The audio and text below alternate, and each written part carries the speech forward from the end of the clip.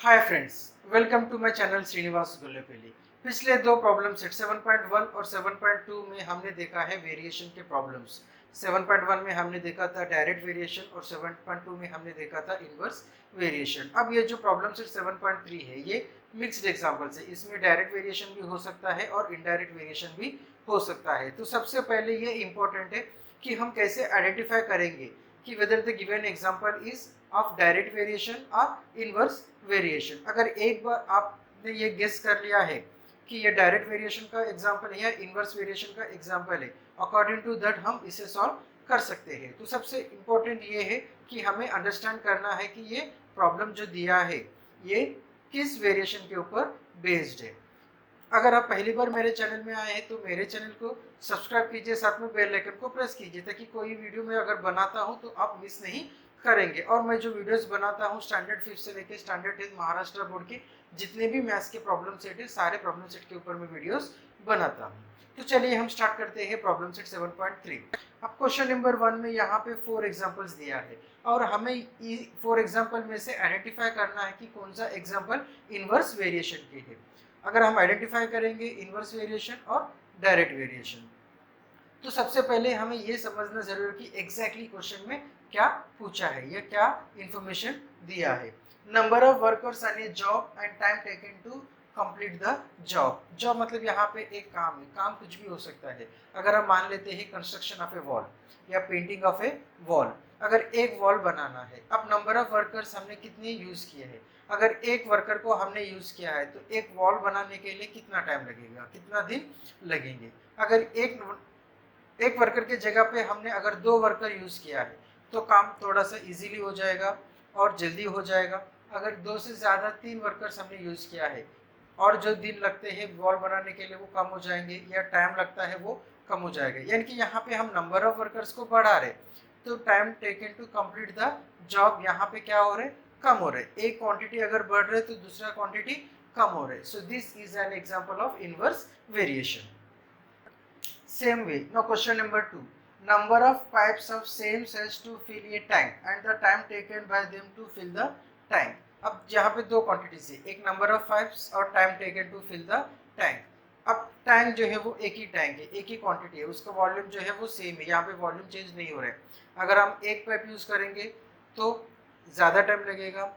एक एक पाइप अगर हम यूज कर रहे हैं हम देखेंगे कितना टाइम लगेगा। अगर एक पाइप से ज़्यादा हम अगर 2 पाइप यूज करेंगे तो टाइम कम हो जाएगा, 3 पाइप यूज करेंगे तो और कम हो जाएगा, 4 पाइप यूज करेंगे तो और टाइम कम हो जाएगा। यानी कि जैसे हम यहाँ पे नंबर ऑफ पाइप्स को बढ़ा रहे, time taken to fill the tank कम हो रहे। So this is an example of inverse variation.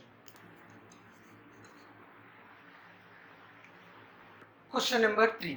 Petrol fill in the tank of a vehicle and its cost. एक गाड़ी है, बाइक है, कार, ट्रक है, कोई भी हो, एक व्हीकल में हम पेट्रोल भरा रहे, filling the tank of the vehicle.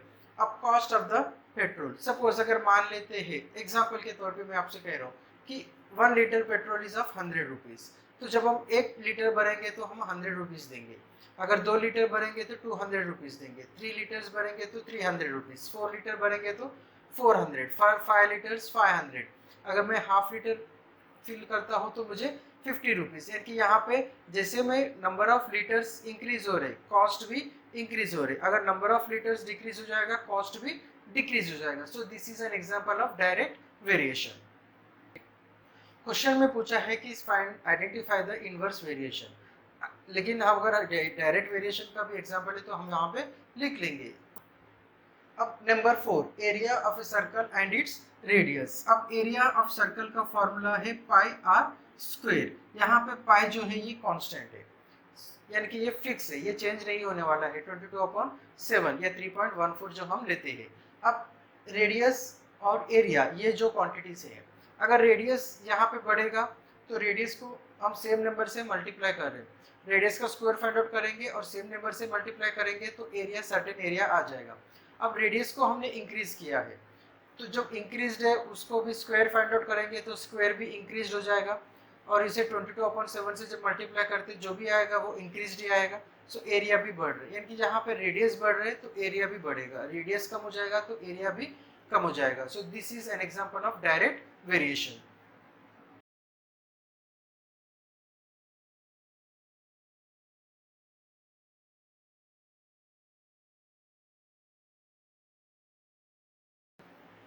Question number 3.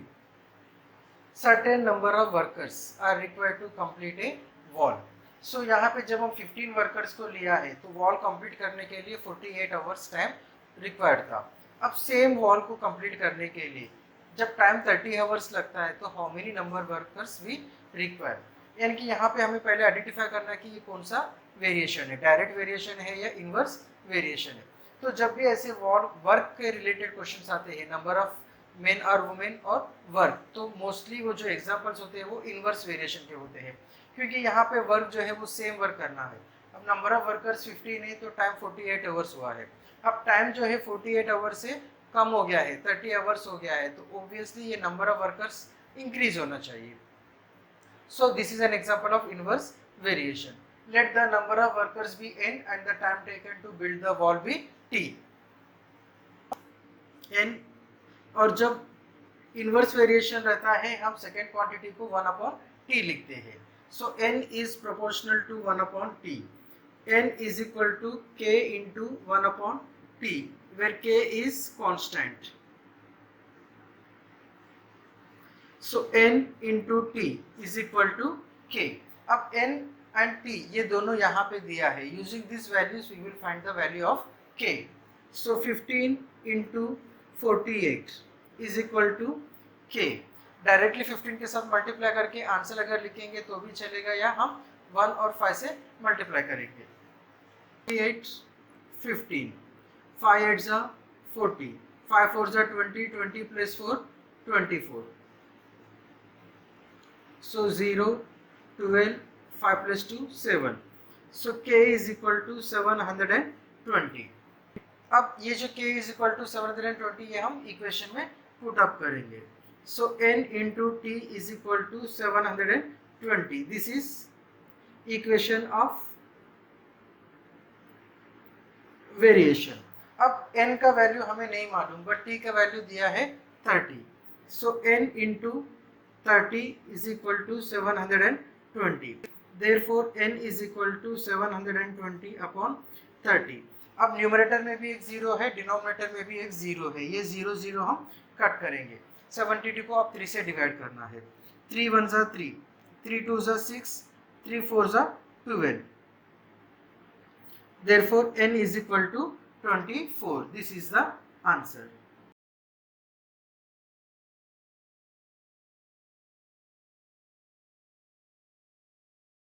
Question number 3. Half metre मिल के बैग से इफ 120 बैग्स है, 120 बैग्स फिल करने के लिए हमें कितना टाइम लगता है? 3 मिनट्स लगता है. सो 1800 बैग्स फिल करने के लिए हमें कितना टाइम लगेगा? यानी कि हर बैग में हाफ लीटर मिल्क हमें फिल करना है. 120 बैग्स के लिए 3 मिनट्स लगा. यहाँ पे नंबर ऑफ बैग्स इंक्रीज हुआ है तो यहाँ पे टाइम भी इंक्रीज हो जाएगा. So this is an example of direct variation. So यहाँ पे ये हमें आइडेंटिफाई करना इंपॉर्टेंट है कि डायरेक्ट वेरिएशन है कि इनवर्स वेरिएशन है. अब हमें मालूम पड़ा है कि ये डायरेक्ट वेरिएशन है. So n is directly proportional to t. n is equal to k into t. अब यहाँ पे k into t है, so यहाँ पे जब t आ जाएगा ये डिवाइड हो जाएगा. n upon t is equal to k, where k is constant of variation. अब यहाँ पे हमें n और t मालूम है, so 120 upon 3 is equal to k. 3 1 जा 3 3 4 जा 12 और ये 0. So k is equal to 40. This is the value of the constant. So now equation क्या हो गया है? n upon t is equal to 40. This is equation of variation. अब यहाँ पे सेकेंड में n का वैल्यू हमें मालूम है, t का वैल्यू हमें नहीं मालूम है. Using this equation of variation हम t का वैल्यू फाइंड आउट करेंगे.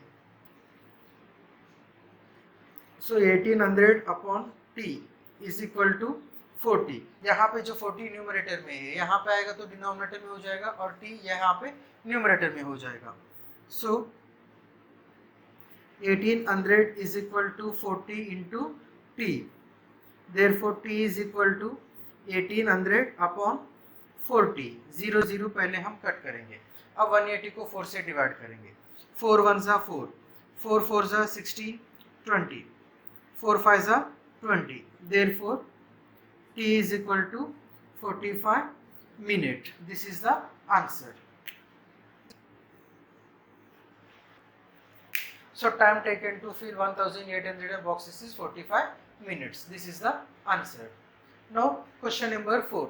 अगेन यहाँ पे हम पहले आइडेंटिफाई करेंगे कि ये डायरेक्ट वेरिएशन है क्या इनवर्स वेरिएशन है. Let the speed of the car be s and time taken to travel a distance be t. यहाँ पे दो क्वांटिटी दिया है, डिस्टेंस जो है वो सेम डिस्टेंस है तो इसे हम नहीं लेंगे. Speed of the car be s and time taken be t. No if the speed of the car is 60 kilometre per hour वो 60 किलोमीटर ट्रैवल कर रहे हैं. So total time taken is 8 hours. अब यहाँ पे टाइम जो है वो डिक्रीज हो गया है तो यहाँ पे स्पीड क्या हो जाएगा, 60 किलोमीटर की स्पीड से जा रहे हैं तो वो 8 आवर्स ले रहे हैं. तो अगर वो टाइम इंक्रीज करेंगे, अगर स्पीड हम इंक्रीज करेंगे तो टाइम डिक्रीज हो जाएगा, अगर स्पीड हम डिक्रीज करेंगे तो टाइम इंक्रीज हो जाएगा. इन द सेम वे अगर टाइम इंक्रीज होता है तो स्पीड डिक्रीज होता है, या टाइम डिक्रीज होता है तो स्पीड इंक्रीज होता है. अब यहाँ पे टाइम जो है वो डिक्रीज हो गया है, 8 आवर्स से ये हो गया है 7.5 आवर्स, यानी कि टाइम डिक्रीज हो गया है. अगर यहाँ पे टाइम डिक्रीज हुआ है तो यहाँ पे स्पीड जो है वो इंक्रीज हो जाएगा, यानी कि this is an example of inverse variation.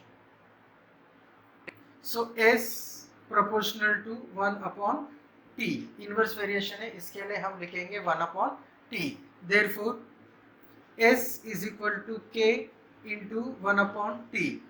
s into t is equal to k, where k is constant of variation. अब यहाँ पे एक s और t हमें मालूम है, पहले using this we will find the value of k. So 60 into 8 this is equal to k. So 8 6 48 और ये 0. k is equal to 480. यहाँ पे ये कांस्टेंट है, यानी कि यहाँ पे ये एक्चुअली डिस्टेंस है. तो डिस्टेंस सेम है, हम स्पीड डिस्टेंस सेम है बट टाइम डिक्रीज हो गया है तो स्पीड इंक्रीज हो जाएगा. सो इक्वेशन जब हम लिखेंगे s into T is equal to 480. This is equation of variation. s we don't know, t is 7.5. अब यहाँ पे 7.5 को हम आवर्स में लिखेंगे तो ये हो जाएगा 7.5 hours. s into 7.5 is equal to 480. So s is equal to 480 upon 7.5. अब यहाँ पे डेसिमल हमें हटाना है. सो ये जब डेसिमल हटाएंगे न्यूमरेटर में हम 10 मल्टीप्लाई करेंगे. अब 75 5 से डिवाइड होगा, 480 भी 5 से डिवाइड हो जाएगा. 5 1 जा 5 15, 5 9 जा 45 36. अब ये 96 और 15 दोनों 3 के टेबल में डिवाइड हो जाएंगे. 3 5 जा 15, 3 3 जा 9, 3 2 जा 6. अब ये 5 है और 10 है. 5 1 जा 5, 5 2 जा 10. So s is equal to